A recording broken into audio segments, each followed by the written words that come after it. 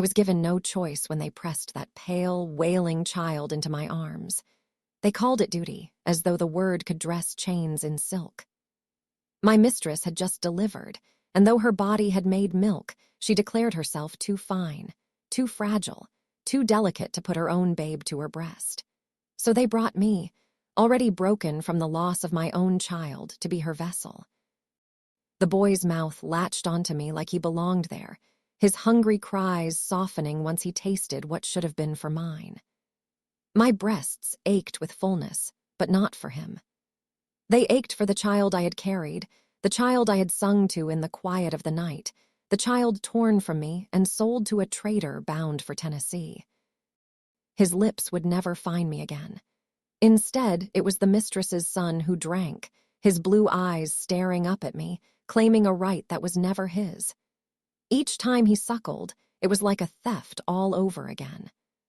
I held my face still, my body rigid, while the mistress reclined on her chaise, fanning herself, smirking at the picture of me.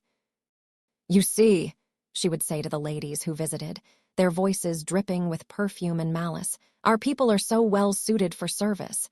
Even God gave them milk enough for two." They laughed. I burned. I was no woman to her.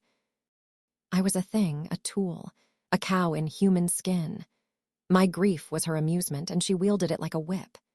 When she saw the shadow of tears in my eyes, she would tilt her head and mock me, her words sweet as arsenic.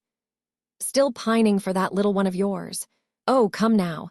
Surely this baby is better. He will live in fine silks and silver spoons. Your brat would have known nothing but dirt." I swallowed her cruelty the way I swallowed the bile rising in my throat. I had learned long ago the cost of letting rage slip past my lips. My back still bore the memory of lashes that sang like fire across my skin, so I kept my voice silent, even as my heart screamed. The house itself seemed to hold my suffering. Its walls were polished oak, its windows framed with lace, yet I saw only shadows. The nursery where I slept was filled with soft blankets, but none of them carried the smell of my own child. My nights were long, broken by the infant's cries. I would rise, feed him, rock him until he quieted, and then sit in the dark staring at the stars through narrow glass panes. Somewhere under that same sky my baby lived, or perhaps he didn't. I never knew. It was in those hours when silence pressed in like a weight that I began to feel it, the strange power I carried. My milk had been meant to nourish my blood, my flesh, the son who grew inside me. It was life's promise, warm and sweet, drawn from my own body. But now, against my will, it flowed into another woman's child, into the mouth of the mistress's heir. At first, the thought made me shudder with despair. But slowly, a seed took root in my heart. If life could travel through me, so could death. What was poured into the body could also carry bitterness. What they took from me so freely might one day cost them everything. The mistress never sensed it. She lounged in her silks, smug in her dominion, blind to the storm gathering in me. She strutted through the house, her hands jeweled, her voice sharp, her laughter shrill as glass breaking. She called me nurse, as though it were a title of honor. But every syllable she spat was a reminder that I was nothing more to her than a body to be drained. I learned to keep my face blank, to answer only when spoken to bow my head as if in submission. Yet inside, I measured every word she said, every insult she hurled, every stolen moment of peace. I counted them like coins dropped into a jar, saving them for the day I would spend my vengeance. She did not know that the very thing she prized in me, the milk she demanded for her child, was also the knife I sharpened in secret. My breasts no longer ached for my baby. They ached with something else now, something darker. My body had become a weapon. And though I still wore chains, I began to believe that one day I would break them. Not with my hands, but with what flowed from me, drop by drop. I was 15 when they took my mama. They didn't even let her kiss me goodbye. One moment she was shelling beans beside me under the willow tree, her fingers moving slow and tender, humming some old tune from back in Carolina. The next, she was yanked up by two white men in hats too clean for the dirt they dragged her through. "Sold to Mississippi," someone whispered. I remember screaming till my throat bled, remember clawing at the air like I could pull her back from the wind that carried her away. But the air don't care what it carries. That was the day I stopped singing. They didn't stop with Mama. My brother Jacob, too loud for his own good, got whipped until his back looked like meat left out for the buzzards. He was 12. The overseer said he laughed too hard during church. We all watched it, held our breath like if we breathed wrong, we'd be next. I held Jacob afterward while he shook in my lap, and I felt something in me shrivel up and die. That was the root. That was when the hatred began. Over the years, I watched too many people I loved get broken, some in body, some in spirit. The ones who survived wore their silence like a second skin. We learned to swallow pain like bread. Smile without teeth. Work without rest. Hope without reason. When the mistress inherited me through her wedding dowry, I was 18. She liked to parade me in front of guests. "My girl Mary," she'd say, like I was some prized hound. When her first baby came stillborn, she threw a pitcher at my head. Claimed my presence brought bad spirits into the house. I still got the scar by my temple, a thin white line that shines when I sweat. She changed after that. Grew harder. Cold, paranoid. She'd search our sleeping pallets for hidden things, letters, tokens, whispers written on scraps of cloth. One girl got whipped for keeping her dead mother's button sewn into her dress lining. Said it was root magic. "You people are always trying something," Mistress would sneer. "Always plotting. But I see everything." No, she didn't. She didn't see old Ada, bent and blind in one eye, moving slow through the slave quarters with her basket of leaves and roots. Ada had once been a healer back on a South Carolina rice farm before they beat the stories out of her. But not all the stories. Some roots go too deep. I made myself useful to Ada, carried her water, lit her fire, sat beside her when the others drifted off into exhausted sleep. She taught with hands more than words. Let me smell bark, crush seeds, boil leaves. "Every herb got a twin," she told me once, rubbing powder between her fingers. "One that heals and one that harms. They look the same, but one saves and the other don't." That stuck with me. I began to wonder what else wore twin faces. Milk, for one. It fed life, but it could carry rot just as easy. Could carry a memory, a message, a reckoning. I started seeing my body not as a prison, but as a tool. What had been taken from me, my child, my peace, my freedom, could become something else, something dangerous, but guilt lingered like fog. Could I really do it? Could I take this thing, this part of me once meant to nurture, and twist it? Would that make me like them? Then I'd hear the mistress's laughter, or her baby crying in my arms, her voice calling from the other room, "Make him quiet, girl. That's your job." And I'd remember my own baby, stolen in the night, crying somewhere I'd never reach. That's when I knew. I whispered it one night under my breath, just once, to the dark. "If my milk is the only gift I have left, then let it carry the truth of my suffering." It didn't feel like poison. It felt like justice waiting in silence. It was near sundown when the mistress called for me. Her voice rang through the hallway like the creak of a coffin lid, cold, thin, sharp with entitlement. "Bring me warm milk," she said. "Fresh and sweetened this time. I need sleep." She didn't even look at me when she said it, just waved a limp hand from her vanity table, dabbing rosewater on her pale throat like it needed blessing. I bowed my head. "Yes, ma'am." But inside me, something stood up straight. This was the moment. I moved through the kitchen slow, steady, like I'd done it 1,000 times, and I had. The others in the house barely looked up. They were used to my silence. No one saw what my heart was doing under the surface, how it pounded like hooves over dry earth. No one saw my hands tremble as I reached for the tin ladle, for the pot, for the jar of white root powder hidden in the seam beneath the stove stone. The milk steamed as I poured it into the pot. My milk, drawn that morning, the way she'd ordered since her second child weaned. She said it helped her sleep better than cow's milk. She liked the richness, the earthy weight of it. I stirred it with the wooden spoon my mama carved for me when I first learned kitchen work. The handle had a worn groove from years of my thumb pressing down into it. My pulse lived there now, in that little hollow. The powder was nearly invisible, just a whisper of bitterness. Ada said the roots had to be aged, dried in shadow, ground fine like flour. It didn't take much. It didn't need to kill fast, just true.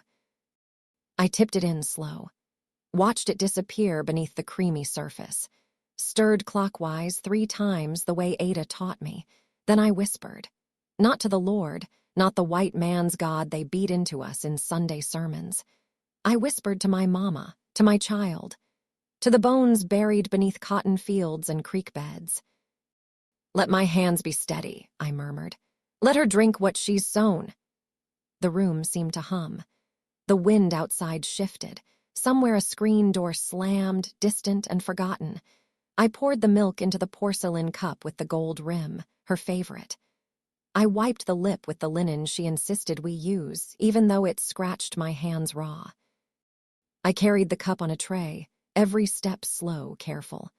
My breath was thin as thread. Halfway down the hall, I thought my knees might give. My hands were shaking again, just slightly, just enough that I stopped and pressed them against the wall until the tremble passed. That's when the memories came, sharp and sudden as a hot poker. My baby squirming in my arms, hungry, me begging, just let him feed first, please, just once. The overseer's fist, my baby's cry. Then silence. My mama's voice, years earlier, humming while she braided my hair. Your body ain't just flesh, Mary, it's memory. It's where we keep the parts they try to take. And the blood, always the blood. On leaves, on whips, on sheets, on dirt. Kentucky's red clay drank it all like wine. I opened my eyes. The hallway stood quiet. The cup stayed upright. This is no madness, I whispered to the silence. This is memory. This is justice. When I stepped into the mistress's room, the light had gone soft. Sunset crawled across her floorboards, gold and low. She was reclined on her chaise in a lavender nightgown, her hair brushed and tied with silk. There you are, she said without looking up. Set it there.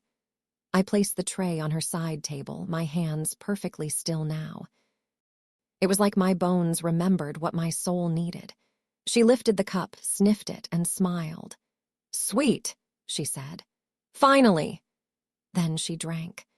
She took the first sip with the dainty arrogance of someone who's never been denied a thing in her life. Her pinky lifted just so, her eyes still fixed on her own reflection in the gilded mirror across the room. I stood nearby, my hands folded neatly in front of me, as still as a house after the fire's gone out. She sipped again, slower this time, smacked her lips like it was fine wine instead of warmed milk. MMM, she purred, setting the cup down and glancing over her shoulder at me. See, even you can learn. That's how I like it. Sweet and obedient. She smiled, and it was the kind of smile that makes a dog flinch. I suppose even your kind can be taught refinement with enough time. Maybe that's why my husband keeps you around loyalty through fear. Useful little nurse. I said nothing. I didn't blink. I watched her fingertips trace the gold rim of the cup. She picked it up again, took a longer drink. A swallow this time, not just a sip. My heartbeat pounded in my ears, slow and deep, like drums rolling over a battlefield. She leaned back into the cushions, sighing. Oh, I needed that, she said, closing her eyes briefly. You have no idea how exhausting it is to run a household full of lazy servants and mouthy help. I almost smiled. She opened her eyes again, lazily turning her head toward me. You know, I always found it strange, she said, swirling the last of the milk in the cup. How you mourned that baby of yours like it was something sacred. It was just a slave child. They die all the time. I could feel the silence between us thicken like honey. My jaw tightened, but I kept my lips closed. She chuckled softly to herself and lifted the cup for the last swallow. That milk was wasted on your brat. At least now it's serving a better purpose. She drank the rest, tilted her head back and swallowed, and there it was. The moment I didn't move, didn't breathe, I just watched. A minute passed. Then, too, she shifted in her seat, rubbed her temple, then her fingers clenched slightly. Her head twitched like a gnat had buzzed by her ear. Another moment and she blinked hard, confused. What's wrong with this room?" she muttered, her voice suddenly dry. Her hand reached for the side table, searching for something unseen. Then the coughing started, soft at first, just a catch in her throat. Then sharper, louder. Her body folded forward with each choke. I stepped back into the corner, shadowed by the drapes, out of the light, out of the way. She tried to rise, her slippered feet skidding against the carpet. Her hands trembled as she knocked the empty cup off the tray. It shattered on the floor, the pieces scattering like bones. Outside, voices stirred. A door opened. Footsteps. The coughing grew harsher, deeper. Her chest heaved, gasping for air that wouldn't come. Her mouth opened in a voiceless cry as her fingers clawed at her neck, her face flushing red. Then pale, then something else. Two of the housemaids rushed in, skirts rustling, gasps breaking the quiet. "Missus," one cried, running to her side. "Missus, what's wrong?" She couldn't answer. Couldn't even lift her head now. She dropped to her knees, the fine silk of her nightgown puddling like spilled cream. Her husband appeared in the doorway, bewildered, shouting her name. A son behind him, too young to understand, eyes wide and frightened. They gathered around her, frantic and helpless, but I stayed still, watching from my place in the shadows. "Her mouth once fed on my body," I whispered silently to myself. "Now it swallows my fury." It was a quiet satisfaction. Not joy, not vengeance's roar, but the slow warmth of balance restored. No one looked at me. No one thought to. I was invisible as I had always been to them, until now. They called for doctors, for prayers, for answers, but the answer was already inside her, and it was mine. She convulsed once more, then went still. Her body slumped to the floor, her eyes fixed on something that wasn't there. The fine pearls around her neck spilled loose, bouncing across the wooden boards like fleeing secrets. The house erupted into screams. I turned before anyone noticed. Walked down the hallway with my tray in hand, empty cup replaced by silence. Behind me, chaos. Ahead of me, a quiet kitchen. Fire still burning low in the hearth. Milk still warming in the pot. And the night just beginning. They buried her 3 days later beneath the dogwood tree near the chapel, dressed in lavender and lace. The minister called it sudden illness. Said her heart gave out. Some said poison, others said demons. The doctor claimed it was a seizure brought on by exhaustion, but nobody looked too hard. No questions were asked of me. No one searched the kitchen. No one examined the milk. White folks don't like to look too close at things that make them nervous. The house fell quiet after she passed, quiet in that thick, unnatural way, like the air itself had gone stiff with fear. The cook staff tiptoed. The field hands didn't sing. The master snapped at shadows, and the children cried for their mama while their nurse, the other girl, rocked them silent. I carried on as usual. I scrubbed the same pots, boiled the same milk, folded the same linens. When they looked at me, they saw the same obedient eyes, the same bowed head, the same silent figure moving through their world like wind through cotton. But I was not the same. I had been emptied, then filled again, with something heavier than grief and stronger than fear. The mistress's sisters arrived from Virginia, her cousins from Georgia. The parlor was filled with weeping white women in black lace, smelling of perfume and clove water, fanning themselves against a grief they didn't understand. One of them cornered me in the hallway and asked in a whisper if I'd noticed anything strange. "She was just so healthy," she said, her voice sharp with suspicion. "Do you think someone—" I shook my head. "No, ma'am, she just went quiet like a candle going out." That seemed to satisfy her.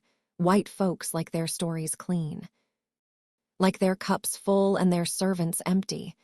But down by the quarters, a different story stirred. It started in murmurs. A nod. A glance. They said the mistress's nurse had been calm, too calm that she didn't cry, that she didn't even flinch. They said her milk was thick that night, thicker than usual. Carried a weight to it. Old Ada said she felt something crackle in the fire when the mistress died. Said the wind bent strange around the smokehouse. Said the roots had been speaking for weeks, and nobody listened but me. One night as I walked past the sugar cane rows, a young girl tugged at my sleeve. Her eyes were wide, her voice barely more than breath. "Did you do it?" she whispered. "Was it you?" I didn't answer, just touched her cheek and walked on. It was never spoken aloud again, not in full. But the whispers took root. The nurse fed her justice. The milk remembered. The cook seasoned freedom into her mistress's last supper. Some say I disappeared not long after. That I left under moonlight and crossed the Ohio River with nothing but a shawl and a satchel of herbs.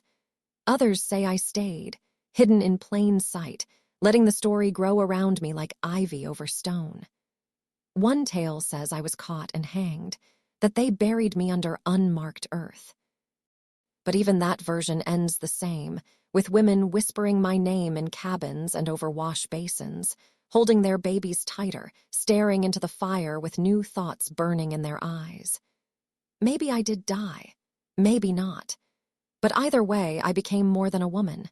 I became a warning, a memory. A story passed from lips to ears in the dark. They don't teach our kind in the history books. But we live where stories live, behind doors, under breath, in blood. They can take our names, but not the fire we leave behind.